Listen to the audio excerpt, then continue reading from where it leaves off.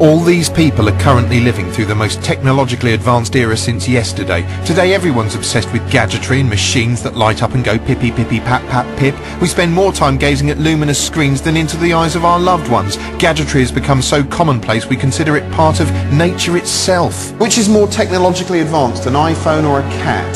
Definitely a cat. That's a ridiculous answer. But recently machinery has become so advanced it's downright terrifying. How did we get this messed up? Maybe things started going wrong when we first surrendered our attention to this flickering meddler.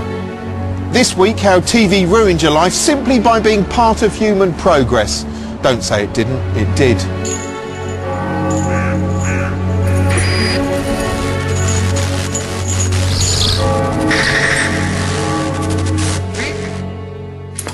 Progress. Where would we be without progress? Well, you wouldn't be sitting there watching this for one thing. No, you'd be standing outside in a smock, like a peasant.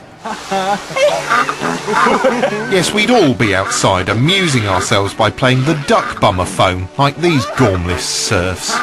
Not that we'd have time to engage in such lofty pursuits, oh no. Without, say, modern machinery, we'd be far too busy chopping wood or tilling the fields. Have you ever tried tilling a field? It's no fun. Mankind's hatred of chores like field tilling has led it to create all manner of devices to make life seem less pointless and disgusting. From the camel wheel to the wooden foot-operated bow thing to the portable smart-ass, they're all world-altering technologies. Now spell world. Once upon a time, television was a new technology itself, and of course, like all new technologies, it was inherently mistrusted. After all, the television was an unfamiliar intruder which squatted in the corner of the living room, demanding the entire family shut up and stare at it. If any of these people could have torn their eyes away, they'd have thought it was sinister.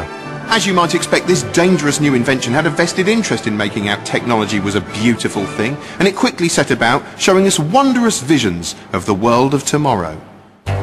Optimistic programmes like Tomorrow's World gleefully coughed up new and bizarre visions of a glittering future full of automated dial-a-drink pubs, cuddly death machines, jet-powered hoverloos, chessboard skin transplants and sleek futuristic magi cars which would let middle-aged men impress swinging hot-panted dolly birds with their accessibility and extreme comfort. And of course this future was peopled by plenty of clockwork slaves. Introducing Mabel, the robot housemaid. The common assumption was that we'd become a nation of robot-owning layabouts who delegated all our domestic tasks to some sort of motorised Jeeves. Even the ostensibly enjoyable stuff like taking Rover for a walk was farmed out to the bot. Looks like an episode of Britain's Strongest Dog. Some of the most popular early TV serials, such as the whizzy, forward-looking Tom Corbett's Space Cadet, celebrated man's harnessing of technology. Scarcely a moment went by without audiences being startled by some entertainingly probing deep space expedition. General Smith, will you order one of your military space crews to investigate Uranus? He said Uranus. How does Uranus look, Husky? He said Uranus. Uranus is not uninhabited.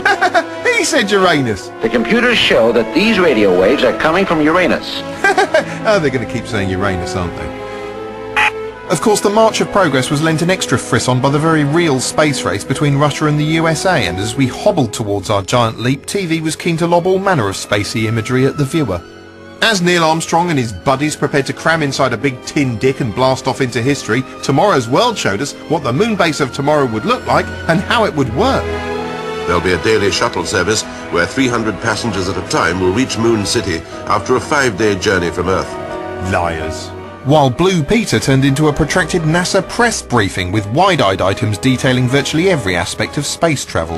Well, possibly the first man on the moon will be an American, and it's nice to think that we've helped him on his way with our specially made British cooling suit. Whatever the space age heralded, it was clear mankind was going to have a great time of it. Space was going to be all ours. We'd own that shit like an empire. Then the night itself arrived, billions around the world huddled in front of their televisions, and then thrillingly, while a global audience of billions watched with bated breath, man set foot on the moon. But what is that? First man on the moon, eh? One small step for man. For a while, space exploration was groovier than ever, celebrated in shows like the fast-paced alien-busting thriller UFO, which showed wee freaky far-out humanoids conquering an endless wave of extraterrestrial vandals hurtling toward the planet like annoying metal wasps. But away from the televised fiction, we kept returning to the moon in reality. And what did we discover? Well, we discovered that space exploration was a letdown. For one thing, there wasn't much to do on the moon. There wasn't even a Nando's. We'd spent billions sending astronauts there just to piss around. I was strolling on the moon one day in a merry, merry month of December, May. And furthermore, when you stood on the moon and looked back at Earth, our planet now looked worryingly fragile. Having mounted a lengthy PR campaign in its honour, TV now started to wonder whether progress was such a good thing after all. The totally unforeseen accident on the lunar surface has caused very serious repercussions here on Earth. Hence the likes of Space 1999, a depressing vision of a future not worth bothering with, in which the moon had become an industrial waste dump manned by accident-prone space lackeys so incompetent they caused a massive nuclear accident which sent the entire meaningless chalky bauble spinning off into deep space with a bunch of angry-looking middle-aged people in unflattering lycra stuck to it. And as the years slid by, things remained resolutely grim up tomorrow with shows like Blake 7, a grit-toothed We're All Gonna Die space opera from Dalek creator Terry Nation. This was an epic tale of political exiles perpetually on the run from the evil Federation. It was a miserable existence.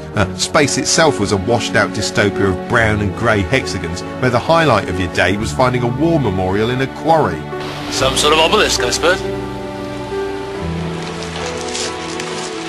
The crew were constantly being shot at and shaken around like despised stepkids each time the Liberator hit a cosmic pothole. It didn't even have a happy ending. The entire cast were gunned down in a final episode so devoid of hope it seemed to have been filmed on a camera made of frozen widow's tears. But dying was probably a sweet relief really, since during their brief lives they'd been continually tortured by the technology that was supposedly assisting them. The chief source of their torment was Aurak, a whirring, winking, smart-ass in a box who loved himself almost, but not quite, as much as an iPhone, and who treated his human companions with the haughty condescension of a professor of Latin snorting at an especially stupid peg. Aurak, I want to tap Central Spacecraft Registry. Can you do that? Tap? What is that? Obtain information from the records. It's a bit like watching people struggle with a beta version of Windows Vista 30 years ahead of its time. We'll clear the receptor circuits to receive an emergency program. Confirm when ready. Confirm readiness. Come on, come on. You know, sometimes it was like watching Jeremy Paxman wearily quizzing Michael Howard on Newsnight forever. That information is not immediately available. Well, can you get it? It has no bearing on the problem. Can you get it? Eventually. How long is eventually? It will require time and resources far in excess of the value of the information. Well, get it anyway. I want the reason for that alert. Very well. I will report in due course. Jesus, even Apple computers aren't this snooty. Aurak was cold, heartless and relentlessly disparaging. Can't help thinking if a computer like that was around today, it wouldn't be in deep space, it'd be judging a talent contest.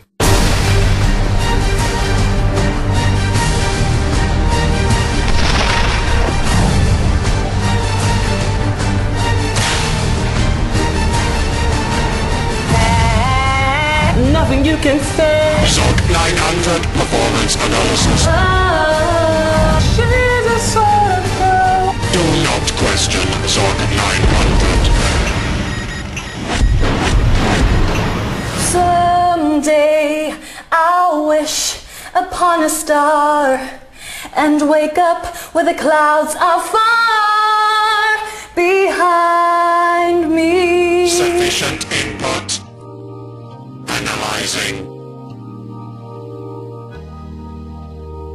Processing. You have failed. Oh no. Your performance is inadequate. You may now vacate the performance zone.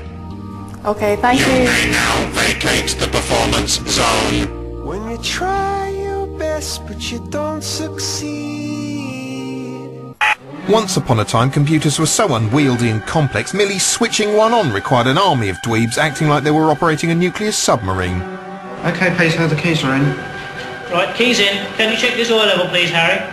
Oil okay. Right, can you check disk temperatures, please, Malcolm? OK, disk up speed. Hello, alternator house. Disk oil and temperature OK. Is it OK your end? OK for standby. Switch on standby, Peter.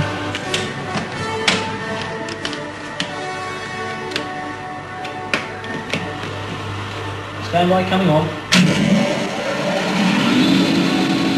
OK, HD coming on. The computer is ready for use. But by the early 1980s, computers had become so compact and so basic, it only required an army of one schoolboy nerd to operate them. This is the computer, and what we're going to do is just to go through a simple little program to demonstrate the computer's capabilities. Microchips were cheaper and more plentiful, prompting a wave of exciting ads about intelligent machines that could patrol your home. Program in up to 16 commands, and Big Track will advance, turn, and fire 3 blasts. Man was clearly getting more comfortable around his machine helpers, sometimes suspiciously close, as in the silly high-tech fantasy Knight Rider, in which pube-head hunk and future one-man irony empire David Hasselhoff repeatedly slid inside his softly spoken friend Kit to share flirtatious banter. They were such close buddies, it wasn't so much a will they won't they as a where's he gonna stick it. Not now, Michael. I have a headache. You know, you've never acted this way before, pal. I guess so. I've never felt this way before. Perhaps the most intimate relationship between man and computer occurred during Automan, a ghastly concoction clearly inspired by the movie Tron. It starred Desi Arnaz Jr. as Walter, a geeky backroom cop who somehow manages to create a digital friend called Automan who can easily leap out of the computer world and into ours. Although Automan was presumably designed as meaningless tea-time fun, the whole thing seems like a massive gay parable. This could be viewed as the tale of a closeted fantasist who creates a dashing alter ego in order to express his repressed leanings, because it looks to me like Walter massively fancies Automan. I mean, look, he feels electricity when their hands meet. Put your hand on top of mine. Then he leaps at the chance to get more intimately acquainted with his silicon chum. Come, enter my dimension. You're kidding. I'm not programmed to kid. Move into my form. But once Walter plucks up the courage to fully penetrate Automan, he has a sort of breakdown and becomes a split personality. Hey, I'm you. You can never be me. You're still you. After which this futuristic schizosexual goes cruising through the city streets at night picking up men. Naughty boy. Don't hurt me. I may just want to break you in half. Jesus Christ, Automan. Just let me bend him a little. No, we have work to do.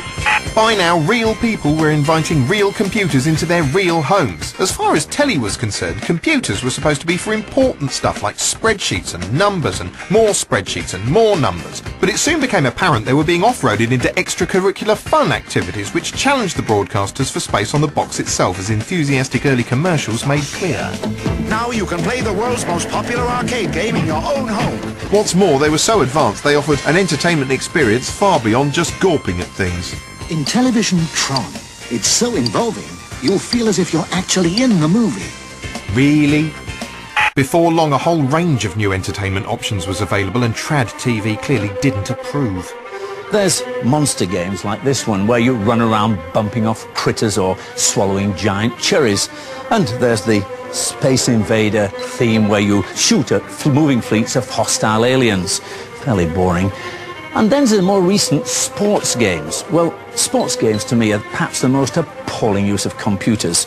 Ever since, TV has routinely portrayed video games as an inherently unhealthy and otherworldly threat which glorifies violence and is probably bad for your noggin. Children in primary and secondary schools are being spirited away to an obsessive world of habitual fantasy violence. Perhaps the most in-depth, not to mention pre-flip imposterous exploration of the menace of computerized video games was Linda LaPlante's Killer Net, a searing 1998 Channel 4 drama exposing the horrendous truth about computerized entertainment. It concerned a floppy-haired student milquetoast called Scott who got obsessed with a bizarre stalking and murdering game, which wasn't technically feasible then, and still isn't now.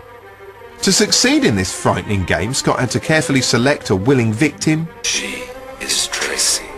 Painstakingly learn how to stalk her, and spy on her as she's undressing, all without leaving evidence. Shit. Footprint. Your score is too low to continue.